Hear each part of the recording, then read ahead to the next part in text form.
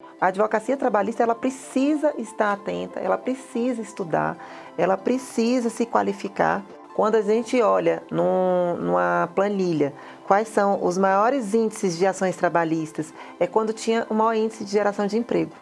Aqueles que não demitiram precisaram ser orientados na questão ou da suspensão ou da redução da jornada. Para o advogado trabalhista, eu acho que as lives, né, esse mundo agora virtual, ele trouxe uma oportunidade imensa de você fazer cursos no país inteiro. Com a questão das audiências virtuais agora, os audiencistas sofreram muito. Oi, gente! Começa agora mais um Conversa Legal, um espaço de diálogos sobre os principais temas do mundo jurídico. E hoje falaremos sobre desafios da advocacia trabalhista em tempos de pandemia. E a minha convidada é a querida Elise Correia, advogada, mestranda em Direito do Trabalho, presidente da Associação dos Advogados do Distrito Federal e vice-presidente da Associação Brasileira dos Advogados Trabalhistas. Elise, um prazer enorme ter você aqui. Você é uma grande mulher, uma amiga, uma pessoa que eu admiro muito, mãe, filha maravilhosa, irmã, e eu tenho certeza assim, que a advocacia trabalhista deve muito a você. Então é uma alegria tê-la aqui para a gente fazer essa conversa legal e tratar aí dos principais desafios da advocacia trabalhista. Obrigada, Thaís. É uma honra receber esse convite, é uma alegria estar aqui compartilhando com você. Você também é uma amiga, uma parceira da advocacia trabalhista, uma guerreira. E é muito bom estar aqui hoje dividindo um pouquinho da advocacia trabalhista com os nossos ouvintes. E, Elise, me fala um pouquinho, vamos começar falando da sua trajetória no direito, como que foi essa escolha, o porquê a advocacia trabalhista e como que você chegou aqui nesse trabalho associativo, sendo presidente dessa importante instituição. Então, eu acho que até nisso a gente se assemelha um pouco, né? Eu vim de uma família também de advogados trabalhistas, né? Desde pequena, meu pai já colocava fazer leitura do DJ para tirar extrato no TST, dos andamentos de processo, passava a tarde no TRT lá puxando andamentos, e assim veio a paixão aos poucos, né? Fora a questão da função social, do direito do trabalho, que é uma coisa que me chama muito a atenção, né? E assim fui galgando, foi aos pouquinhos mesmo, foi plantando a sementinha desde nova, e essa paixão do direito do trabalho veio crescendo realmente com essa empolgação da família, e aí fui para a faculdade, fiz estágio desde o primeiro semestre, que eu acho que é uma coisa muito importante, e saí, já comecei a atuação, né? E aí recebi o convite para ser vice-presidente já da TDF, pelo nosso querido presidente Carlúcio e pelo presidente Juliano Costa Couto. Eu tive essa honra e aí fui. E junto com isso virei presidente, estou aqui no segundo mandato já. Arrasando, uma excelente presidente, amada, querida e competente. Vamos começar aqui no nosso tema.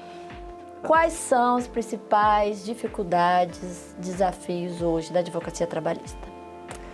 Então, na verdade, o hoje ele se reflete em 2017 com a reforma trabalhista, né? Desde que veio aquela reforma trabalhista em novembro de 2017, a advocacia trabalhista sofreu demais, né? Isso veio a reforma trabalhista, veio a questão da crise econômica no país, né? A falta de geração de emprego, né? E então, assim, quando a gente olha numa planilha quais são os maiores índices de ações trabalhistas, é quando tinha o maior índice de geração de emprego, né? Então, tem geração de emprego, tem advocacia, tem ações trabalhistas. Você não tem emprego, você não tem trabalho. E, então, assim, é uma coisa muito interligada, diretamente interligada à outra.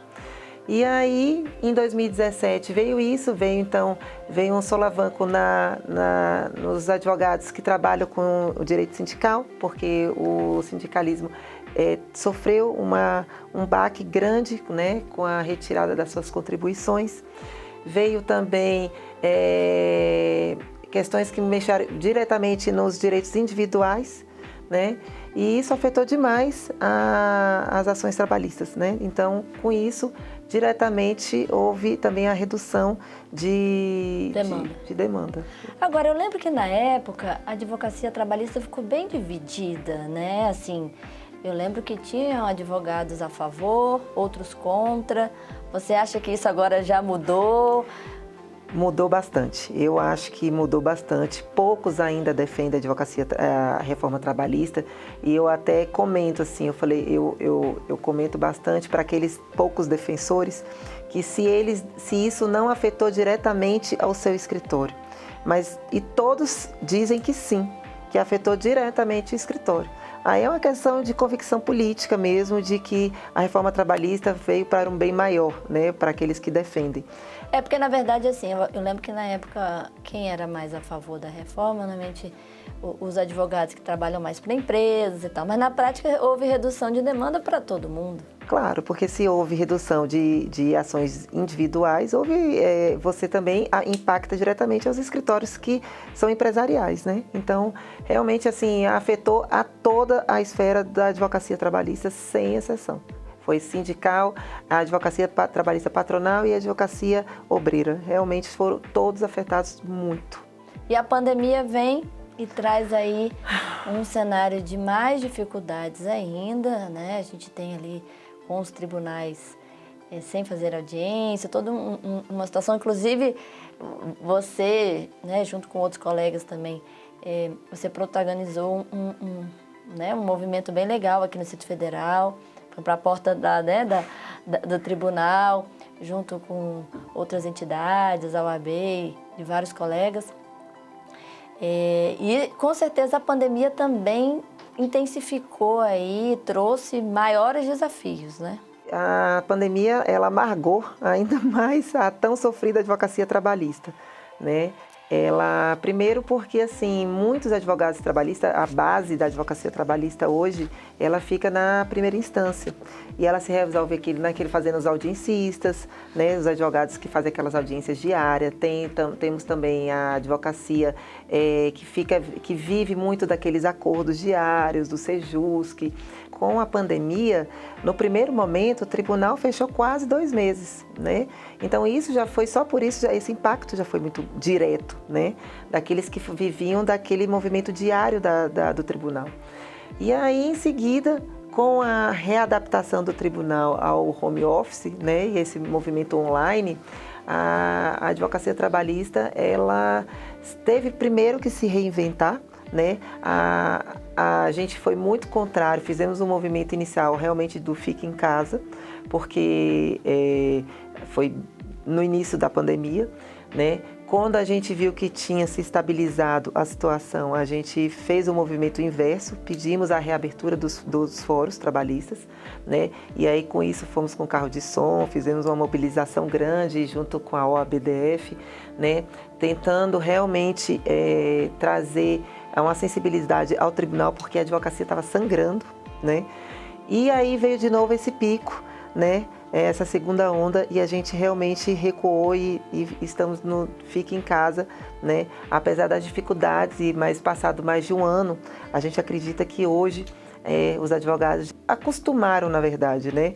A nova tecnologia, fazer as audiências de instrução, as audiências mas você online. não acha que a instrução fica bem prejudicada? Acho. Não daria pra gente tentar fazer umas salas com o tribunal tentar fazer com todas as medidas, né? Mas de repente com uns aquários, assim, que a gente pudesse ver, né? E com distanciamento, pega de repente um daqueles salões grandes, mas fazer realmente, pelo menos para...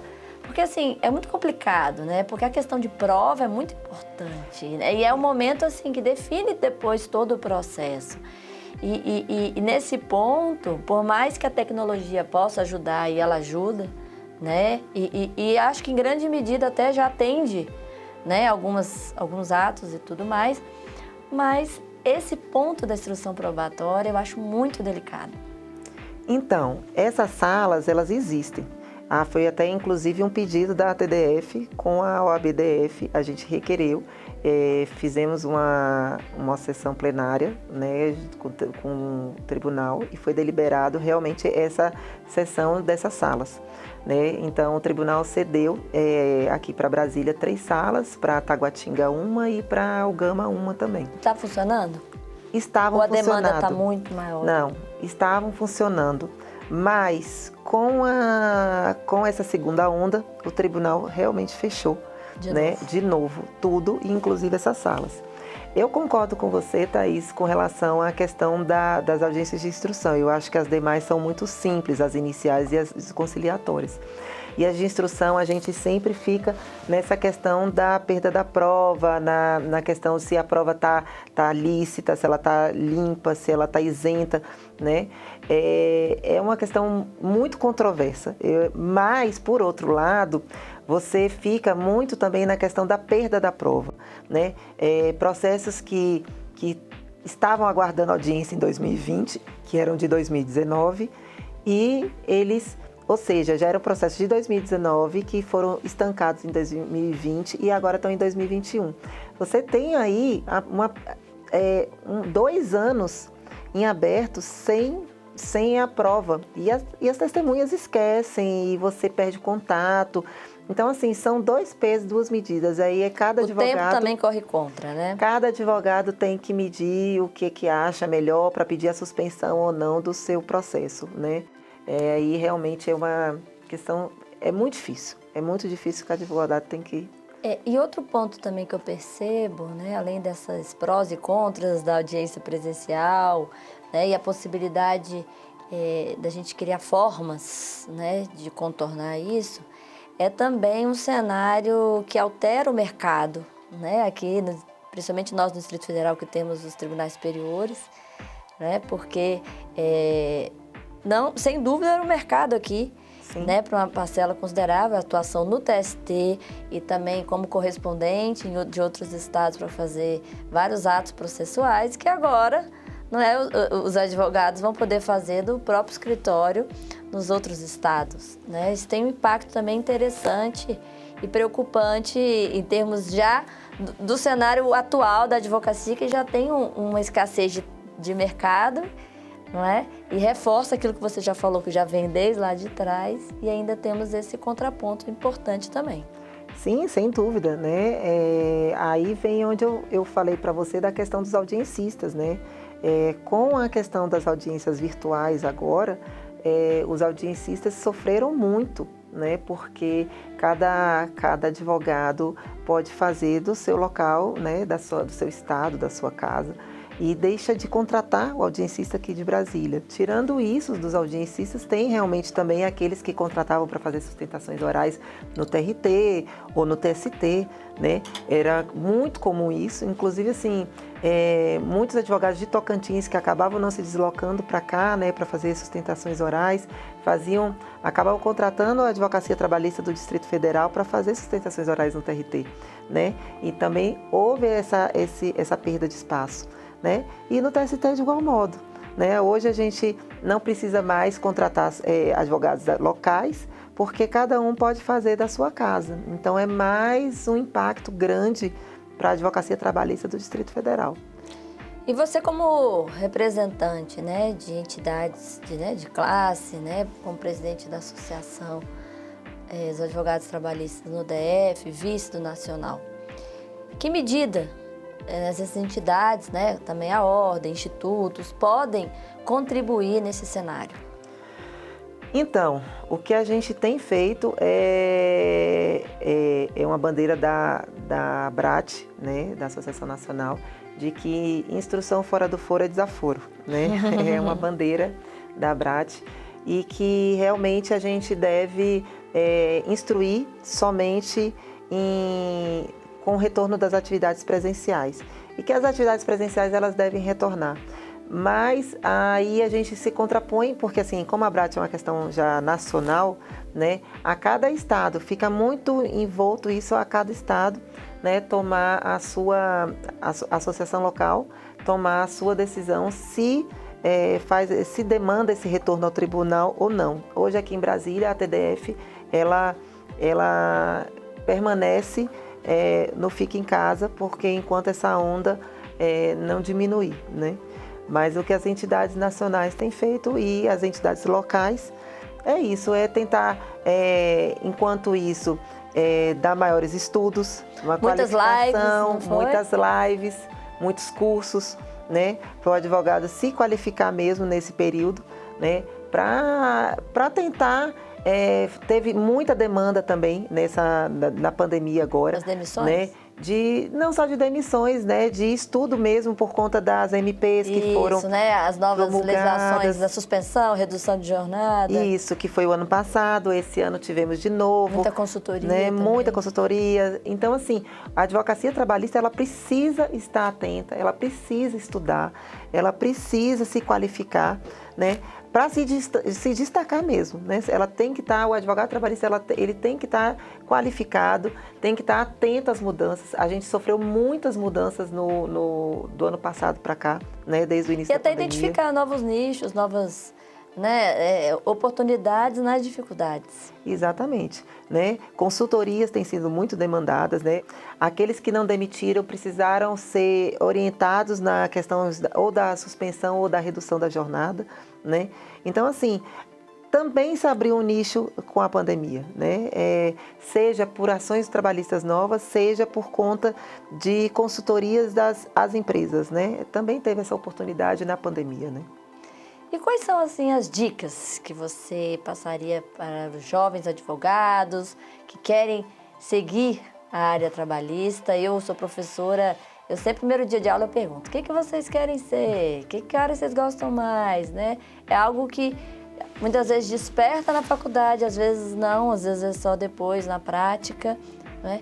Mas podendo ter uma mentoria, que é alguém que possa passar as principais ali dicas, o que você diria para quem está nos assistindo aí? Primeiro que a advocacia trabalhista é amor. Eu acho que é muito amor, assim, é uma questão, para mim foi amor à primeira vista. Você tem que se encantar com a questão social, né, que tem a advocacia trabalhista, né? Segundo, eu acho que o estudante precisa iniciar logo um estágio para ontem, aquele que quer advogar, de preferência em um escritório de advocacia, né, que ali você vê a prática mesmo, dia a dia, né, peças de iniciais, contestações e recursos, sustentações, né, enfim, você consegue realmente pegar uma prática, que eu acho que isso é primordial. Para o advogado trabalhista, eu acho que as lives, né, esse mundo agora virtual, ele trouxe uma oportunidade imensa de você fazer cursos no país inteiro. Você pode fazer especializações no mundo, né? Você pode fazer especializações, você pode fazer debates, enfim, você tem uma oportunidade muito grande de crescimento nesse mundo virtual. Então, eu acho que qualificar diariamente é essencial, né? Tem muita gente que acha que quando sai da faculdade nunca mais vê um livro, mas aí é que você começa a ler, né? Realmente. Porque a prática que faz instigar, né? Eu falo muito assim, que a gente na faculdade a gente tem a teoria, mas quando chega na prática e mistura aqueles institutos todos, Exatamente. Você identificar ali quais são os institutos jurídicos, depois qual é a estratégia processual que você vai utilizar, que é uma coisa que com o tempo que a gente vai amadurecendo isso, né? É a prática. Por isso que você está indicando aí, né, se possível, estagiar, né, e ter experiências do dia a dia daquela área que você vislumbra. Agora, com certeza, ter essa veia, eu também tenho isso, também atuo no direito previdenciário e, né, também trabalho, essa paixão pela área, né? Isso é muito importante. E tem eu estava vendo esses dias, Elise, que eu achei bem interessante, se você não viu, eu até vou te passar, tem uns estudos, pessoal da USP, um professor meu até do doutorado, que é Direito do Trabalho 4.0, que eles estão estudando exatamente essas mudanças, o que a modernidade tem feito nas relações de trabalho, né? Então, a própria mudança que tem ocorrido já há alguns anos do trabalho formal pelo informal, substituição dos trabalhadores por máquina, Sim. depois da prestação de serviço, que era carteira assinada, cada vez mais pejotizado, né? Uberização e todos os... Né? Quais são os reflexos que isso gera no mundo do trabalho, também na tributação e também até na previdência, que aí entra também em minha área. E acho que esse ponto também é muito interessante, ver Brasil, mundo, porque são fenômenos mundiais, né? Mas são desafios, e no Brasil específico, algo até que eu estava conversando ontem, um ponto delicado é que a gente não está investindo em capacitação, né, na educação para esses jovens, esses novos que estão vindo, não é? Para esses novos empregos do futuro. Né? Então, a gente tem ficado ali com um pedaço da população que perde o emprego por conta dessa modernização da tecnologia e tudo mais, e não consegue ingressar nos novos nichos que surgem porque não tem a formação técnica, né, nesse ponto. Então, eu vejo que temos muitas missões ainda. Temos. E essa questão do 4.0, ela é muito interessante, né? Ela é um fenômeno mundial. Eu até falei semana passada sobre políticas públicas de combate à pobreza, e uma delas era exatamente de um piso mínimo, né, para um benefício, na verdade, né, um benefício mínimo para todo cidadão, porque realmente emprego está sendo, com essa automatização, ele está sendo retirado, e vai chegar a um ponto, e aí é escala mundial, não é aqui no Brasil só, de que as máquinas, né, tomarão realmente o espaço do trabalhador. Então, por mais que aquele trabalhador ele se qualifique e que ele esteja apto a mexer com a máquina, não vai ter espaço para todos, né? Então, assim, foram feitas pesquisas e experiências muito interessantes em outros países de manter por 2 anos o piso mínimo para todo mundo, né? Para ver como é que aquilo iria gerar um impacto na vida do trabalhador, né? Então, assim, isso aí é uma conversa... Muito interessante. Tem alguns países até que a opção tem sido jornadas menores. Sim. Né? Então, assim, vão trabalhar menos... Para poder ter mais espaço para o próximo. Para o próximo, né? Para poder não ter esse déficit de trabalho, né? Porque é um fenômeno mundial. O problema do Brasil é porque ele ainda é muito desigual, né? A gente ainda tem bastante coisa para avançar. E ainda bem que temos pessoas como você, que é uma guerreira, que tem aí dedicado muito do seu tempo, que poderia estar em casa com as crianças, lá com o maridão, estudando e também dividindo para o próximo. Então, nosso tempo aqui está acabando. Eu queria agradecer muito a sua presença, dizer que você inspira todos nós, porque você luta por um mundo mais justo, fraterno e solidário. E nós precisamos de mais Elises Correias no mundo. Obrigada, Thaís. Você sabe que o carinho é recíproco, é verdadeira. Você é uma liderança. É muito bom estar aqui com você, né? Estou sempre aberta e que você também é uma líder com relação à questão da questão social. Você é uma liderança e agradeço demais pela oportunidade, viu? Um beijo grande a todos e a todas. E agradeço a você que esteve aqui conosco nesse diálogo incrível sobre o mundo do direito do trabalho. E curta, compartilhe, comente e te vejo na próxima. Até logo!